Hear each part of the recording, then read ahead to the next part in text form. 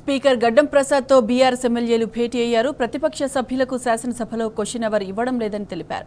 Question అవర్ను cancel చేయడం పట్ల speaker ఎదుట బీఆర్ఎస్ సభ్యులు అసంతృప్తి వ్యక్తం చేశారు.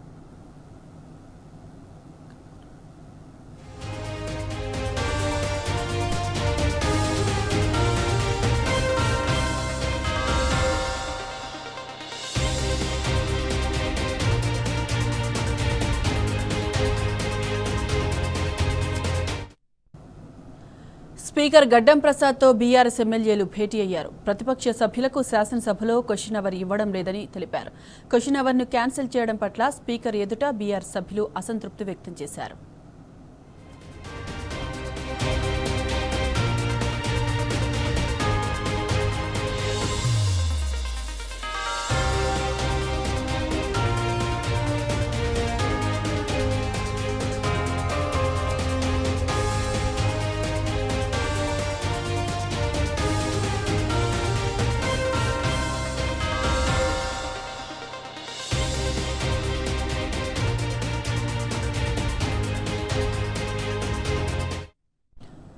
స్పీకర్ గడ్డం ప్రసాద్తో బీఆర్ఎస్ ఎమ్మెల్యేలు భేటీ అయ్యారు.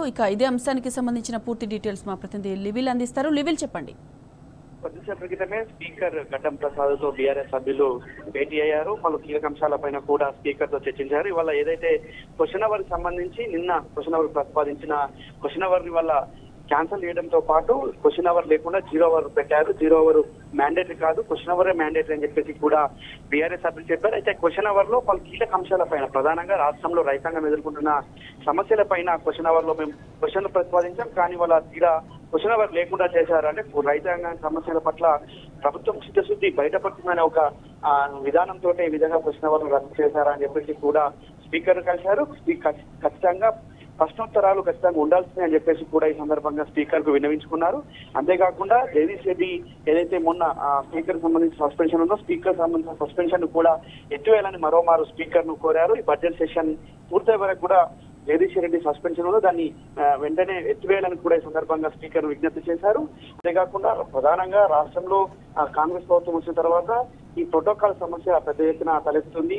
ఓడిపోయిన కాంగ్రెస్ ఎవరైతే ఉంటారో వారంతా కూడా అభివృద్ధి కార్యక్రమాల్లో పాల్పంచుకోవడం, ప్రభుత్వ అధికారిక కార్యక్రమాలపైన అనధికారిక వ్యక్తులు కూర్చోవడం వంటి అంశాలపైన కూడా ఇవాళ మరొకసారి స్పీకర్ దృష్టికి తీసుకెళ్లారు. ఇటీవల మొన్న ఏదైతే ఎల్బీ నగర్ ఎమ్మెల్యే సుధీర్ రెడ్డికి సంబంధించిన ప్రోగ్రామ్ లో కూడా అక్కడ ఓడిపోయిన వారే అధికారం చెలాయించినట్టు అక్కడ అన్ని అధికారిక కార్యక్రమాల్లో పాల్గొనడం పట్ల కూడా అక్కడ కొంత ఆందోళన చేపట్టారు. అంతేకాకుండా మొన్న బండారు లక్ష్మారెడ్డికి సంబంధించి ఉప్పల్ నియోజకవర్గంలో కూడా ఇదే సమస్య తెలివైతే అంతేకాకుండా ప్రధానంగా నిన్న శాసనసభ నడుస్తుంది. శాసనసభలో నర్సాపూర్ ఎమ్మెల్యే సుద్దా లక్ష్మారెడ్డి శాసనసభలో పాల్గొన్నారు. కానీ అక్కడ ఉన్న కాంగ్రెస్ నాయకులు అభివృద్ధి కార్యక్రమాల్లో పాల్పంచుకోవడం, అభివృద్ధి కార్యక్రమాలకు శ్రీకారం చుట్టడం పట్ల అభ్యంతరం వ్యక్తం చేస్తూ స్పీకర్ కలిశారు. చాలా సందర్భాల్లో ప్రోటోకాల్ వివాదం తలెత్తుంది.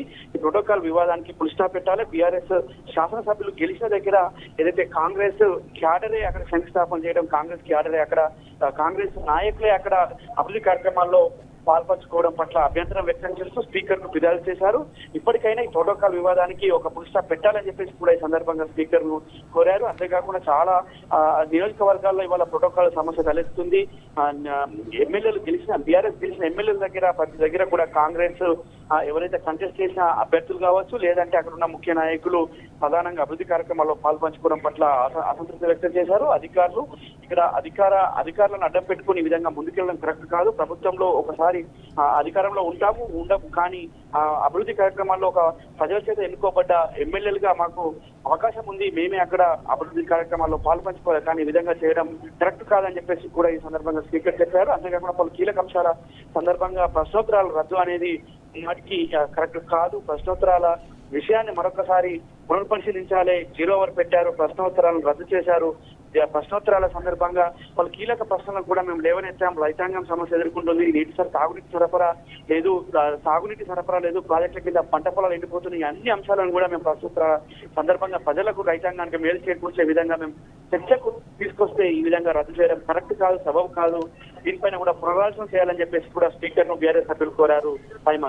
రైట్ లివిల్, థ్యాంక్ యూ.